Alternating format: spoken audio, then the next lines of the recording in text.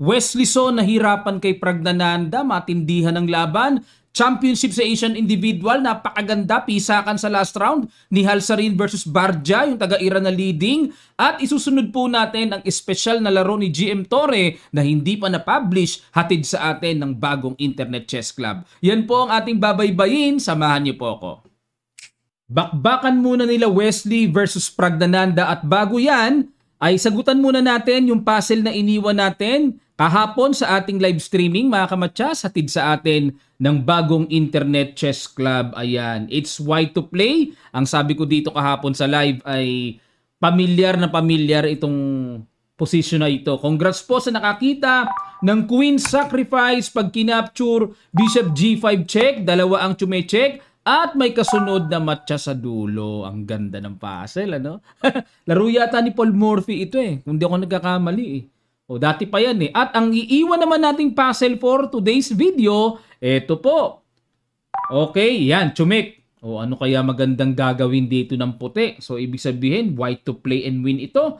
At kitang-kita po sa pyesa, luging-lugi ang puti. Napakaraming pyesa ng black dito. O, ayan po ha, paki-analyze. Click nyo lang ang link na nasa description below. Doon po kayo magsagot para ma-move nyo yung pieces. Okay po? At magkita-kita tayo bukas para sagutin naman yan. Okay.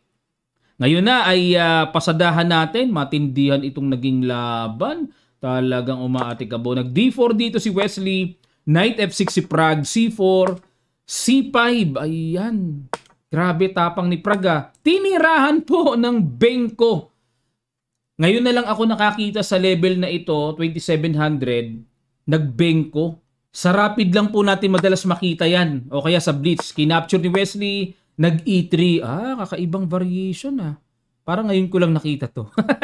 Madalas ko kasi makita sa linya, kinakapture talaga yon. O kaya pinupush B6. O kaya Knight C3. Pero itong E3, tingnan natin. Medyo iniba ni Wesley ang diskarte. Bishop takes, Queen A5 check, Knight C3 at nag-Bishop B7. Okay, ang plano ay kakapture sa D5. Kasi nakapin yung knight. Nag-bishop D2. Ayan, kumounter na. Nag-queen B6. Knight F3. Okay. Kasi hindi makaganon eh, no? Kung magbi-bishop C4 para i-maintain ang D5, baka nangangamba si Wesley na makainin siya ng pawn sa B2. Hindi naman. May rook B1 naman. Kuha naman yung bishop. Oo nga, no? Parang kung ako mapapatira ako dito ng bishop C4, mga kamatsas. Yan, dalawa lang naman ang tira dito sa bookline, E6 or G6. Yan, hindi makakapture yung B2. Pero normal naman talaga sa bengko yung mini-maintain yung one pawn down sa block eh. Knight F3, kinapture na, nabawi kagad yung pawn.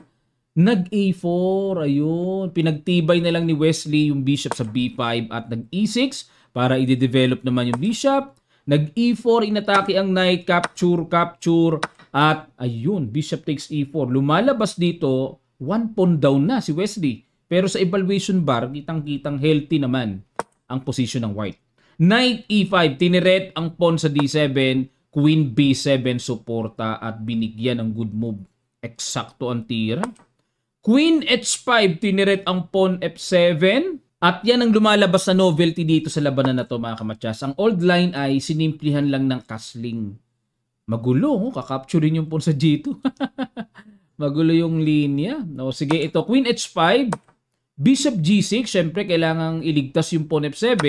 Kinapture, Queen E4, check muna. King F1, capture ng pawn. Grabe ka precise dito si Praga. Mukhang preparasyon pa to ah. Queen H3, okay, may threatening rook E1. Imagine niyo po, tapos hahataw ng capture sa E6. Dahil nakapin, hindi makaka-capture. Queen F5, ayun, na bad move dito si Prague. Yan ang pangsangga niya dyan at makaiwas sa E-file. At kung kakapturein, yung double pawn marirepair. Mawawala ang double pawn. Yan po diskarte. Pero kung accurate ang pag-uusapan natin, knight to C6 lang. Dapat on time sa pag-develop. Ayun. Okay, balik tayo. Queen F5, Queen G3. Ayun, mali din si Wesley. Dapat daw ay Queen E3. Diyan ang tamang lapag ng reyna. Okay. Pero, Queen G3, Knight C6, Ang basa ko po sa Queen G3 ni Wesley, baka gusto niyang pumasok doon, Queen C7, mga likot-likot na pressure. Yun ang basa ko dyan. Queen C7, sabi ko na pumasok na. Queen D5, dinipensahan ang knight. Kinapture, good move. Yan, pang damage ng pawn structure. At nag-H4. Okay, para ang plano, yung rook ay ilalabas at mailagay sa tamang square. E3, battery, atakihin ang weak pawn sa E6. Bishop E7. Rook H3. Rook F8. Ano bang paparating? Wala pa naman. Queen E5. Ayun lang mga kamatsas. Yun lang. Nasa attacking side kasi si Wesley tapos biglang gusto makipag-queen to queen. Yun lang. Dapat daw ang tira, atake, Queen B7. Yan pala yung mga pangiliti dyan, no? Tapos, okay, ka-capture dito. Kasi pag kinapture, may matcha sa D1. And, hindi. Tama yan. Check. Hindi pala matchas, may harang mga kamatsas. At Queen takes rook. Tapos may Queen C8 check. King F7 and Queen D7. Ayan. So, equal lang naman. Equal. Pero balik tayo. Dito sa ginawang Queen E5, yun, slightly better na yung black ko. Medyo lumamang yung evaluation bar. At, nag-Bishop F6. Queen E2. Ayun. Hindi rin kasi pwedeng capturing basta-basta ni Wesley. Yung double pawn, marirepair. Ang galing ni Prag sa mga ganun, ano? Yung gusto niya i-repair yung mga damage pawn structure niya eh. Pero umiwas si Wesley. Bishop D4. Threat yung pawn sa F2. Bishop takes D4. C takes D4. At nag-H5. Basag na sa king side. Nag-Rook F6. Okay. Depensa sa G6. King G1. Ano mangyayari? May counter kasi dito. Gusto ko sana mangyari capturing yun mga kamatsas para may capture o kaya pag pinang-capture may check, di ba? Kaso rook lang, may bawi eh, yun oh. Kaya may tempo. Okay? King G1 lang ang ginawa ni Wesley, King F7. Capture na, capture, so may threat pa. G3, ayun, naku, lalong makilamang ni Prag mga kamatsas. Dapat daw ang tira ay Rook F3 check. Okay, para matempohan din na may pang-cover sa G2. Ayun, balik tayo sa G3. D3. Dahil natakpan yung rook sa third rank, nakapush D3. Queen D2. Rook G4. Sunod-sunod yung accurate. So, threat yung pawn. At ito pa mabigat. May rook C4 ako nakikita sabay ganon. O kaya rook E4. May mga ganon. Yun ang mabigat. A5. Niligtas yung pawn. And nag-rook E4. Yan na nga po. Ang bilis ng penetration. Samantalang ang tore ni Wesley na misplace. Oh. Kinapture, King G8. Ayan, para safe yung walang Rook H8, wala ring pressure dyan. Rook H4 hamon, at nag-Rook E2. Queen C3, D2. Naku, napakabilis. Ang bilis. Rook D1, obligadong sanggahin. Rook F8, ayun, sinundan pa ng isa. Grabe, sunod-sunod. Rook H2, passive yung tore. Oh. Walang gamit halos. Queen E4, naku po, ito na po ang threat. Talbos. Rook F1, nag-Rook F3, grabe, tingnan nyo po. No, grabe oh. Parang napaka-silent pero nakapasok na mga pyesa. Queen C5 and last shot mga kamatsas, Rook E1. Wala talagang nag-overload eh.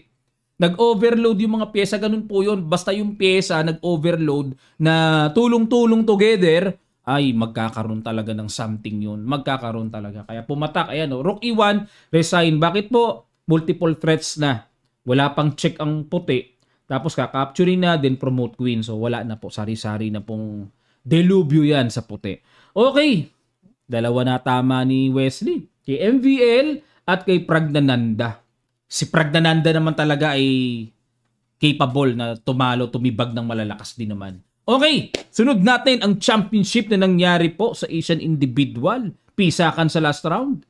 White dito si Nihal at humahabol po siya, 1 point behind siya sa leading na si Bardia Daneshvar ng Iran. Bata pa rin po itong Bardia na to pero grabe humaharurot ngayon sa International Chess Arena. At pagkatapos natin i-analyze, tignan po natin sa chess results, yung standing ng ating mga kababayang naglaro doon. Nag D4 si Nihal, Knight F6 si Bardia, Knight F3, G6. Okay? Knight C3, ayun, mag-E4, dini D5 talaga yan. Bishop F4, Jobava System London ang pinasok ni Nihal. Bishop G7, Knight B5, ayun. Mukhang pambatang threat pero linyado po yan. Knight A6, E3, castling, Bishop E2 develop lang, Bishop G4, okay, labas-labas pyesa, C6, paalis sa Knight para mapaatras, Knight A3, yan ang kakaiba. Imbis sa Knight C3 bumalik, ano? Pero ito pong Knight A3, ang basa ko, ay yung C-pawn ilalagay sa C4. Ipang babasag, hindi na sa C3. Queen B6 tineret, ayun ang novelty. Novelty, kasi ang old line, kinapture lang po ang Knight. Okay? Queen B6, Rook B1 depensa, C5, inunahan ni Bardia, no? Imbis na maka C4, pero siya ang umuna eh. H3, Bishop F5 at nag-Knight H4, Bishop D7. Ayan. Kung tutusin po, ito ay nakaka-pressure pa rin kay Bardia. Kahit na siya ay leading. Wala siyang talo eh. At itong si Nihal Sarin, eh, siya ang kauna-unahang pipisak dyan. No? Kung mapipisak niya. Nag-C3, Knight B8, Knight F3, Bishop F5, inatake muna ang tore, at kumapture na sa C5 capture. Kanina po, baka mapatanong kayo, coach, ba't bumalik? Kasi walang tamang magandang square yung Knight sa A6 eh. Patay na dahil may C3 eh. So gustong i-maneuver papunta sa mas magandang square. Okay po? Pagka kayo may mga pyesa na parang wala sa tamang lugar, pwede namang i-maneuver. Okay? Rook C1, Knight BD7, Knight B5, ayun. Ililipat naman yan sa D4. Bishop E4 na bad move si Bardia. Okay. Dapat daw ay Rook F C8. Oh, sige, Bishop E4, B4, ayun, tama. Queen C8, C4, nagkaroon nga ng tempo attack. Tapang ni Nihal, ano? O, leading ang kalaban niya. Bishop takes, so threatening, Bishop takes pawn, mga queenless, iwas, sinundan pa ng isang matinding atake, Queen E8, iwas ulit, at nag-Bishop H2. Ayan, para may pang-tempo na yung Knight lulundag sa C7. Queen D8 ulit at nag-Queen B3 na. Angat na, pressure sa F7 at yung isang tore ilalagay po sa bakbakan. Kinapture na para kahit papaano magkaroon ng damage pawn structure at kahit papaano na-expose yung king. E5, another bad move kay Bardia. Sa last round, lumabas ang daga niya. Wala siyang talo. Ang ganda ng score niya eh. Dito, bumi siya kay ano ha. Nagbubumi ng bad move. Oh, A6 po ang tamang tira doon. Oh, balik tayo sa ginawang E5. Knight D6. Tingnan nyo naman. Grabe oh. Tindi ni Nihal ah. Queen E7 at nag-Rook D1. Rook B8 dinipensahan. Okay? Kasi kung kakapturein po yun, may Rook B8, may pressure sa B4 eh. Kaya hindi mo na kinapture yun.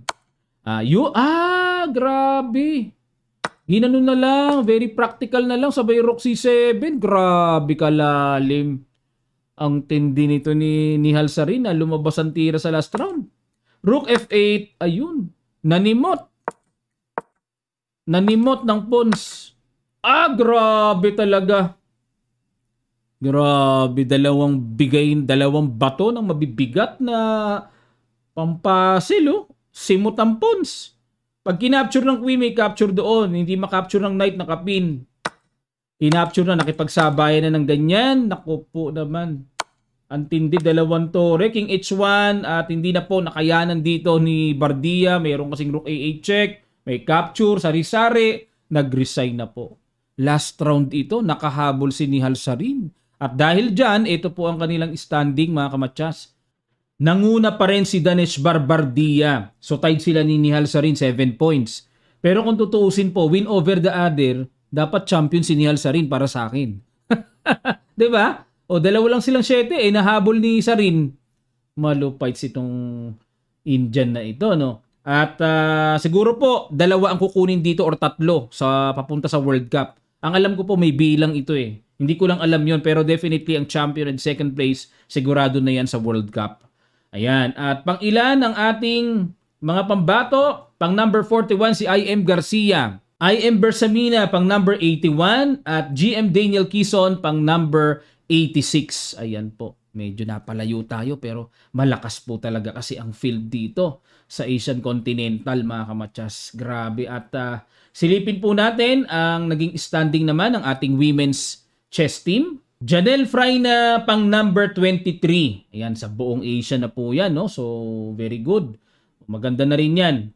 Yun nga lang, talagang nagkaroon din siya ng chances. Sayang, nung nasa top na siya. Ganun talaga, malakas ang field. Training pa talaga. Number 43 si WIM Fronda John Jodeline. Number 59 si WIM San Diego Mary Antoinette. Ayan, yung akin pong estudyanteng napamaster ko po yan, WIM. And number 78, WIM Galas Bernadette. Okay, meron pa ba? Ayun. So, bawi, Philippine team sa mga susunod na international tournaments. Okay, at yan po ang kabuuan ng Asian Continental. No? Salamat po sa mga sumubaybay. At ngayon naman, analyze natin ang naging laro ni GM Torre kay Kostenyuk. Laro nila ito noong 2001. Ayan, at si Kostenyuk, kilalang kilala nyo po na yan ay former World Women's Champion. O malakas yan. Nag-E4 si GM Torre, C6 si Kostenyuk, Knight F3, D5 Karokan, Knight C3, Bishop G4. Aba, kakaibang Karokan defense to H3, capture. Usually po kasi nakikita natin sa normal na Karokan, di ba? Yung naka D4. Pero dito, hindi pa nakakommit yung D-pawn E6, ganyan talaga yan. Pinagtitibay talaga sa Karokan yung pawn D5. Pinapasolid talaga yan. Bishop E2, Knight D7, nag-D3, Knight GF6, Queen G3. Yan, para sa akin ang ganda nito kasi ang purpose po niyan para ma-prevent yung development ng dark square bishop dahil may maiiwanang pawn sa G7. Kumapture sa E4, capture at nag-Queen B8, hamon Queen to Queen, hinarangan ng bishop, tumulak ang pawn, syempre, Bishop E3 at nag-Queen C7, castling na nag-G6, ayun, para magpa-fiangketo, dyan na lang magde-develop sa G7. F4, talagang si GM, talagang gusto niyang basagin kagad. Bishop D6, napatira tuloy dun Kasi kakapture talaga sa E5, tapos tutusok na naman ng bishop Nag-F5, ayun, push, para may pressure na kagad sa king side. Napakasling queen side tuloy si Alexandra. Kasi pag dyan kasi maaatake Bishop G5, tingnan nyo. Atakador si GM Torre dati, Bishop E7, Rook AD1, Queen B6 check, King H1, Queen takes B2. Natakam dito si Kostenyuk sa pawn B2, mukhang ginambit naman talaga ni GM Torre yun. FG6, FG6, at dito mga kamatya, sige po pakiguess nyo. Brilliant na binitawan ni GM Torre. Sa ilang sandali lang, tutuloy kagad natin. Start.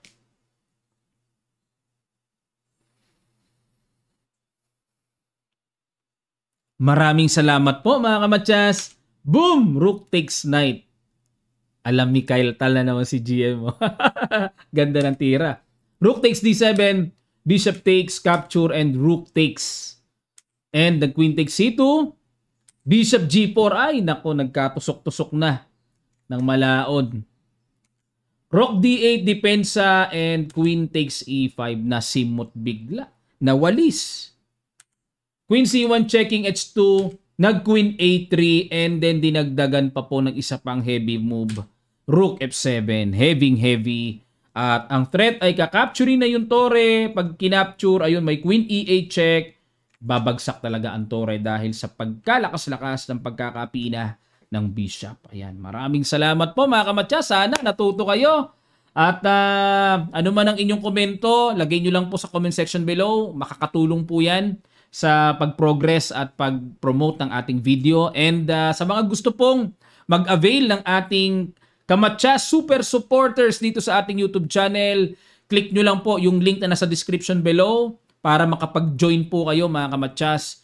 Yun po ay bukod sa priority kayong i-shoutout, basahin ang inyong comments sa live streaming natin every time and then, meron pa kayong additional na live training every Sunday. At 10 a.m. to 12 noon, meron po tayong live training video sa YouTube. Sa YouTube nyo mismo makikita at exclusive lang po yon sa Kamatsas super supporter natin, join button membership. Okay, so join na po kayo. Very affordable, 599 lang. 4 sessions a month na po yun. I-divide nyo yun, parang nagbabayad lang kayo ng 150 per session. Napakamura na po nun. At yan po ay sistema offer ni YouTube para sa mga content creators. So, wag nyo pong sayangin ang pagkakataon. Ako po ang magsisikap na makapagturo doon ng detalyadong opening with novelties, with computer engine para konkretong pag-aaral. And then, mag-aaral tayo ng mga patterns sa middle games at mga theoretical end games. Lahatin po natin yan sa ating pagsusumikap. Babaybay natin sa bawat sessions na magaganap po. At kung di man kayo maka-attend ng live, ay mayroon pong record yan. Automatically recorded po yan mga kamatsas. Kaya mag-join na po kayo sa ating Kamatsas Super Supporters membership button sa ating YouTube. Click nyo lang and makikita nyo po doon kung papaano ang proseso. Maraming salamat. Magkita-kita pa tayo sa mga susunod pang chess updates.